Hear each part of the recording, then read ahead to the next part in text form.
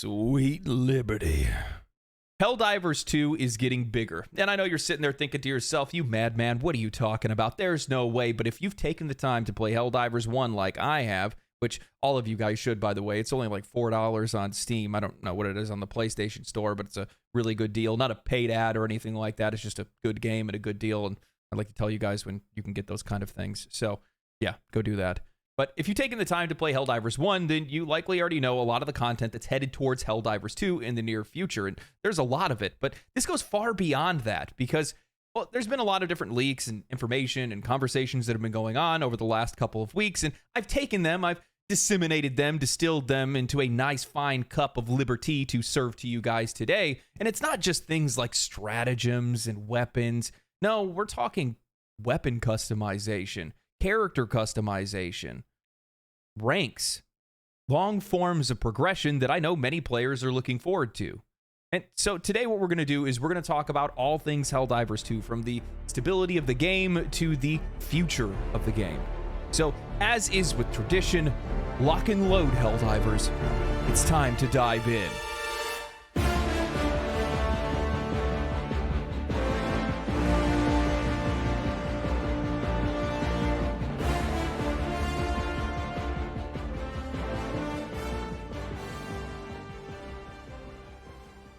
For the past few weeks, I've discussed the player counts for Helldivers 2, and while the game definitely has slowed down over the past couple of weeks, it's understandable. Other live service games have had some updates, like Destiny 2 back on March 5th, and one of the year's most anticipated titles in Dragon's Dogma 2 just released as well. The 458k player peak is well behind us, and the game is experiencing a natural decay as those who rode in on the hype train are riding off into the sunset, and the game is starting to find its dedicated player base.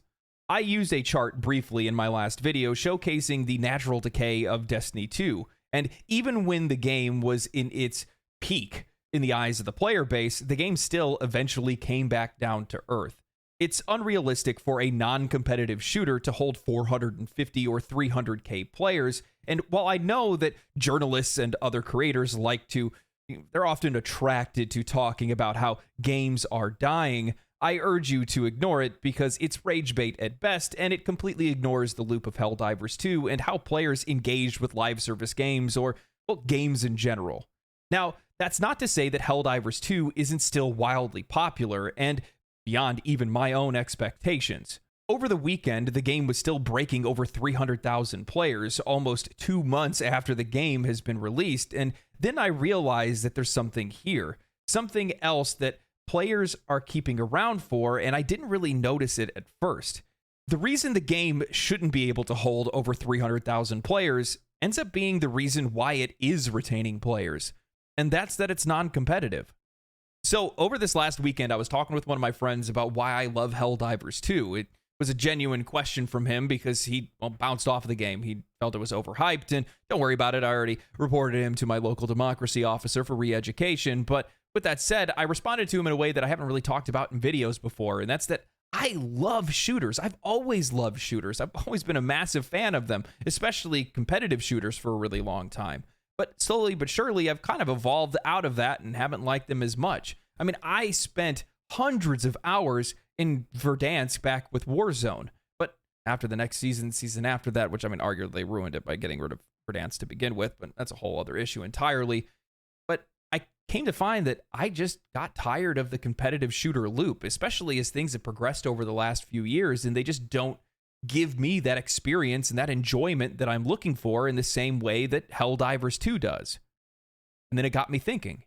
Apex Legends, Call of Duty, Fortnite, PUBG, Valorant, none of these games interest me anymore, and I think that that's true for a lot of players. Now, that's obviously not all players. These games are wildly popular, and I'm sure that there are some of you that play both Helldivers 2 and some of these games as well, but there's an audience out there that loves playing shooters, but hates competitive shooters nowadays, especially skill-based matchmaking, which has completely ruined competitive shooters and just punishes you for doing well.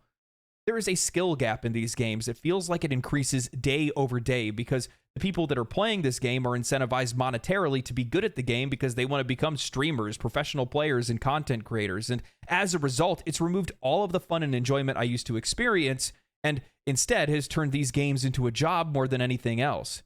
And then I realized that outside of Destiny 2, there really isn't any good PvE live service game alternative until Helldivers 2.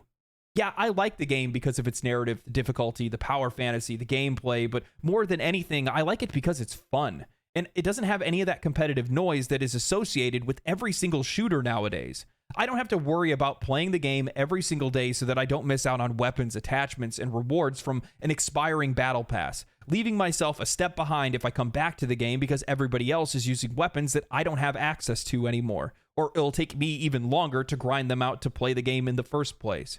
I don't need to worry about getting rusty at a game or getting worse at a game because I'm terrified that some 12-year-old kid is going to 360 no-scope me and start dating my mom. Helldivers 2 is easy to pick up and put down. It's okay if I accidentally kill my friends or even do it on purpose. You don't have to be highly skilled. It's low stakes, low investment, and it's easily digestible, and that's one of the reasons why I love this game so much. That approachability extends to how Helldivers 2 manages player progression and community interaction. Unlike its competitive counterparts, it fosters a cooperative atmosphere where players feel encouraged to help one another out rather than outperform one another. Notice that there is no kill counter on screen while you're playing the game. The game's design emphasizes teamwork and strategy over individual skill, rewarding players for working together efficiently rather than trying to pit them against each other in an insurmountable skill curve. This camaraderie and mutual support is what makes Helldivers 2 stand out in a competitive crowd, a crowded market of shooters that often prioritize competition over community. It's a refreshing change that brings back the joy and excitement that I used to remember from my different shooter sessions in the past, and that focus being where it is now just makes it feel like every single time that I log into the game, it's just to have a good time. That's it.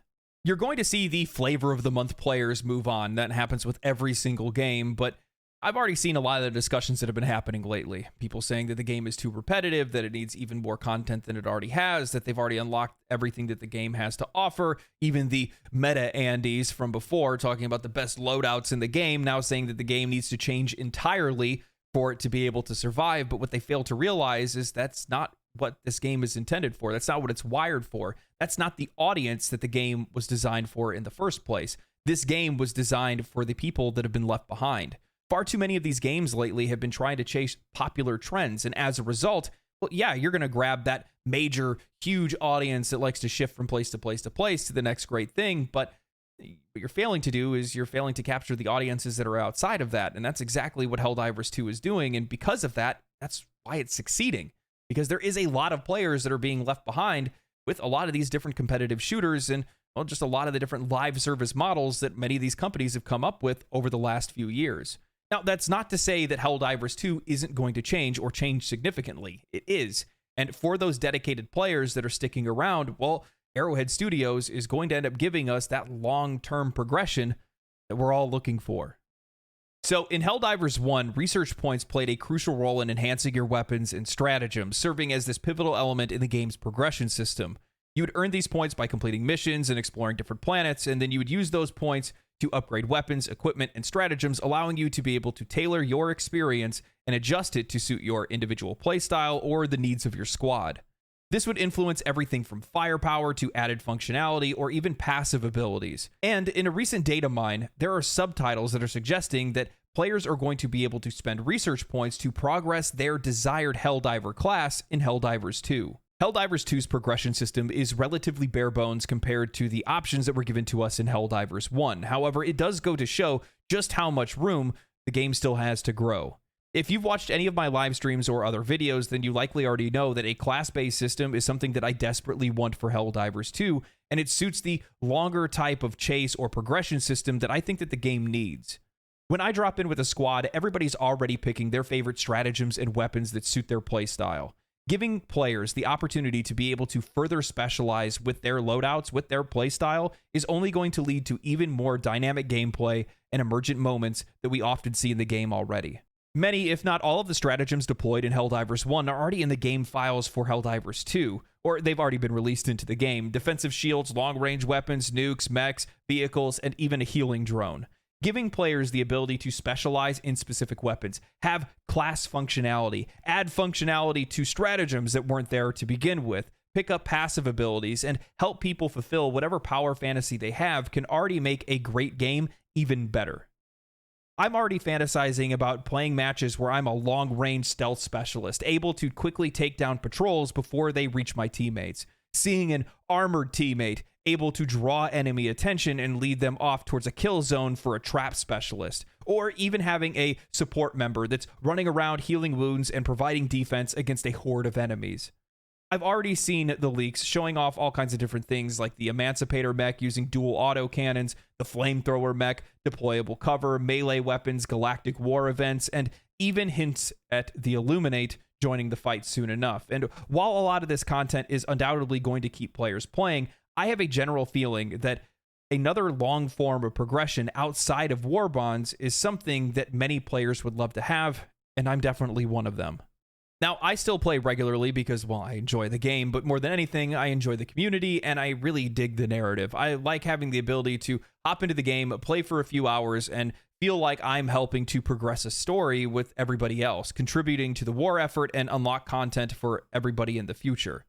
And while that's nice, I would like to have some other form of longer progression, something for me to strive for, another goal for me to achieve personally. And I think that that's true for a lot of players. We expect that kind of thing because we've seen it in other games, but it really does suit a game like Helldivers 2.